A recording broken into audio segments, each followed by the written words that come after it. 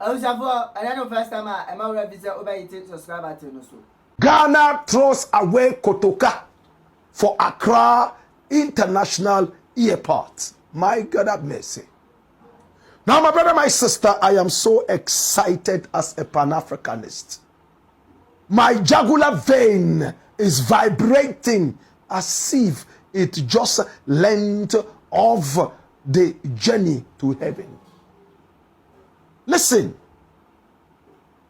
the name of the Ghana airport has been changed. In fact, reverted to its original name. It's now called Accra International Airport. Now, when you walk up to the airport right now, you won't see that name that used to be on it. What you will see now is Accra International Airport. And this is what it is. And people are excited. People all over Ghana, are in a heavy fanfare of excitement. And tourists coming in are excited. They are beginning to learn more about the history of the country.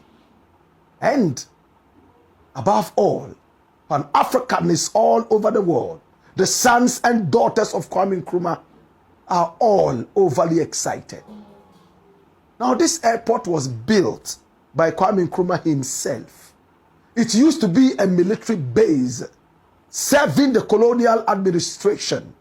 And when Kwame Nkrumah inherited it, he expanded it and raised it to the level of an international airport.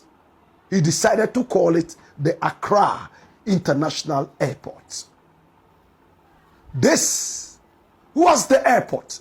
What it looked like, it was so significant in the South region, the gateway to Africa. This little airport, as small as it was, its significance could never be underestimated. Kwame Nkrumah created all the fanfare around it. And this became one of the most important airports in the history of Africa. The first country to be independent south of the Sahara. In fact, when tourists were coming into the country, they felt that there was no way they could enter Africa if they did not go through the gate. And the gate was this airport, the Accra International Airport.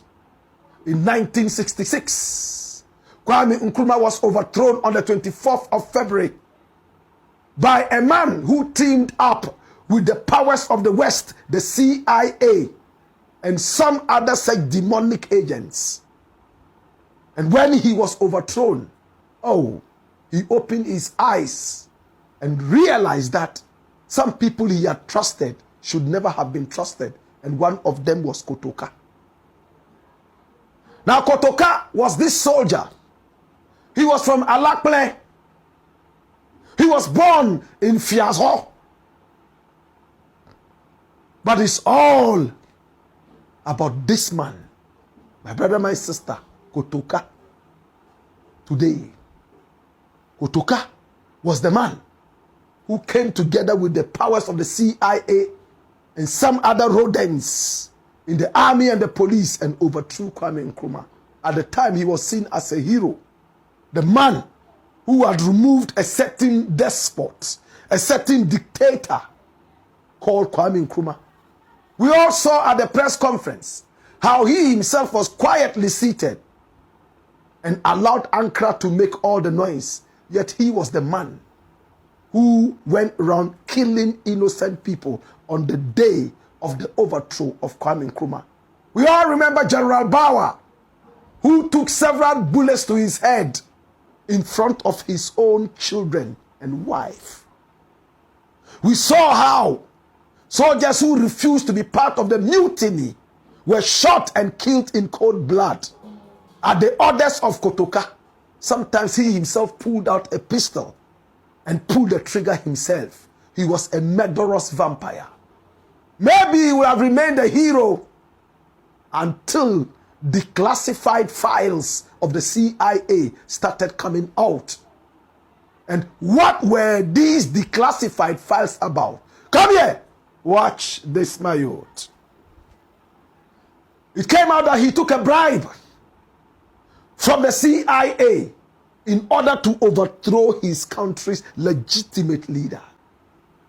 It was not about Nkrumah's dictatorship.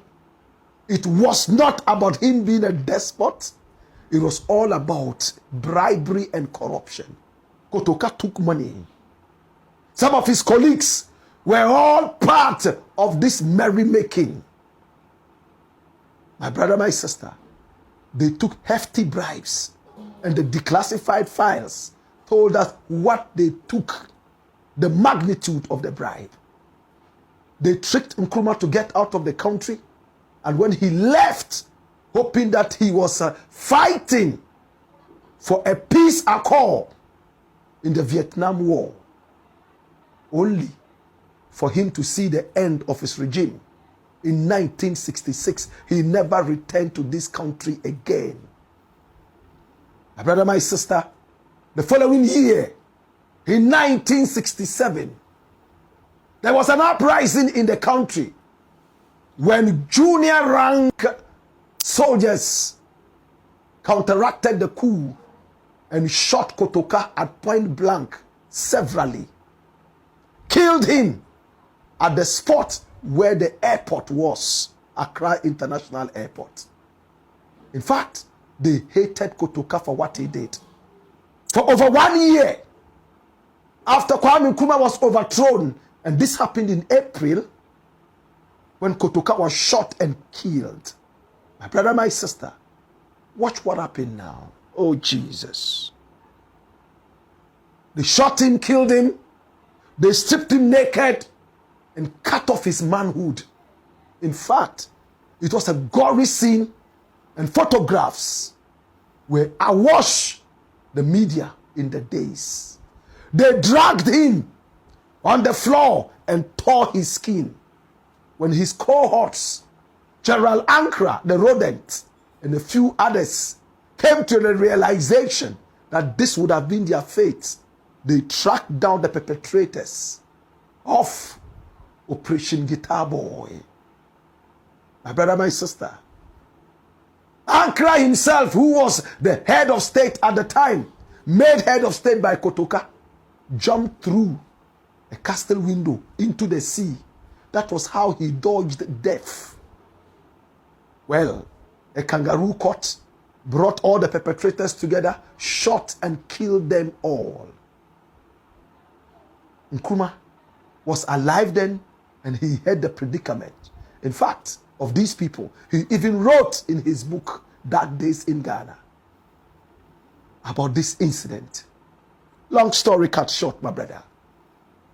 When Kotoka was killed, a few months later, Ankara and his people decided that they would rename the airport where he was shot and killed.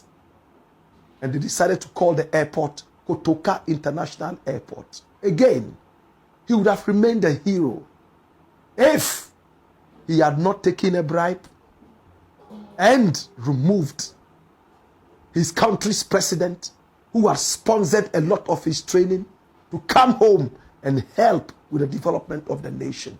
And history tells us point blank that if Nkrumah had remained president, by now Ghana would have been a replica of Europe. When Kwame Nkrumah built the motorway, the only one of its kind that was in the colonizer's country, England, my brother, my sister, could not rival it properly, because ours was fresh and heavy. They even said it was over ambitious. How many cars were in Ghana? Why was there the need for a motorway? England was envious of this motorway. But today, my brother, my sister, several years after that beautiful motorway was built, we still can smile and say that a lot of quality and hard work went into it. This is the man we are talking about. Kotoka died a very disgraceful death. His manhood was chopped off, and they dragged him on the floor, tearing his flesh. And to honor him, his fellow coup makers decided to change the name of the airport and put his name on it. So it became Kotoka International Airport. for several years. And Pan-Africanists around the world have always complained. Why do we come into the country because of a great man like Kwame Nkrumah, whose overthrow saw Ghana retrogressing, whose overthrow saw total darkness in the world of Pan-Africanism? Why do we put the name of the man who curtailed the development of Ghana on such a beautiful edifice? Thanks to John Dramani Mahama and his administration. Thanks so much to our gallant Pan-Africanists, me included, Kwesi Pratt Jr. and more. The name of the airport has reverted to its original name. It's now called Accra International Airport. Oh, Jesus. Come here. Watch this. Now, my brother, how much did it cost to change the name of the airport? Absolutely nothing. The airport is still under renovation. All they did was to remove that sign and put the new sign there. Nothing has changed. The quality of the airport hasn't changed. The only thing that has changed, and that is most significant, is the history, the sentiments of the people. My brother, my sister, Kotoka International Airport has now been buried several feet in the ground in a mass grave, never to be retrieved. It's now Accra International Airport. That is the official name. I'm going to recap briefly. Oh, Jesus. And yesterday was the 24th. That was the day Nkrumah was overthrown in 1966. It was timed very, very appropriately to honor Kwame Nkrumah, to pacify his spirit, and to say, we are sad that our brothers and sisters in the days overthrew you on this day. But on this same day, we are reinstating you. We are calling your spirit, invoking the power of the Osajifo to say we are sorry. Wherever you are, keep loving us, the Ghana that you gave us. And Osajifo in his grave shouted in our spirits, the independence of Ghana is restored today and it shall remain forever. I told you that the light that has been set ablaze in Ghana shall continue to blaze on long after I, Nkrumah, am dead and gone. Hallelujah. My brother, my sister, the name is here. Now, experts say it will take between 2 million and 5 million American dollars to advertise this airport. It will take between 2 million American dollars and 5 million American dollars to announce to the international world that the name of the airport has been changed and to do some other paperwork. But Pan-Africanists say they are ready to take that cost. Pan-Africanists are saying Nkrumah does not need any promotion. Once the name of the airport has been changed, everywhere in the world is being announced automatically. We don't need to pay anything. My brother, my sister. And true to their words, the news all over the world is announcing this. Right from BBC, all the way through CNN, Al Jazeera, we are getting free advert. All over the media, Pan-Africanists are so much in a hurry to return to Ghana and eat into the new spirit of the Osajifo. What would this name change do for us? Number one, a lot of people will refuse to come into this country because they do not want to go through a gateway that is a very demonic one. If an airport was called Sasabonsam International Airport, or Lucifer International Airport, I wonder how many spiritually uplifted people will gladly walk through the gates of this airport. I wouldn't. Excuse my language. If you are a restaurant, and in this restaurant, you serve the best food, yet the name of the restaurant is something I can't say. My brother, my sister, garbage. Let me put it like that. Garbage restaurant. Smelly garbage restaurant. How many people would go into this restaurant to eat comfortably? Think about it. Finally, my brother, my sister, the spirit of Pan-Africanism has been uplifted one more time. Accra, that has been struggling to get its name back.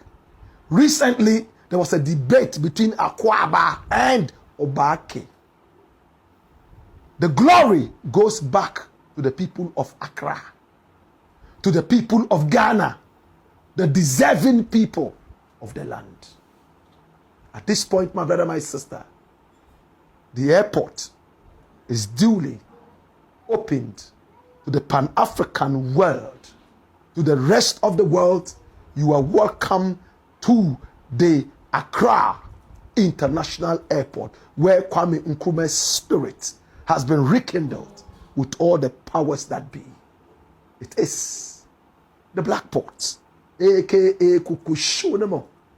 And here we speak truth to power. Obetime de waje nkyere aba e comment section honom. Na no first time e ma wura bi se obeyite subscribe button no so. Makramo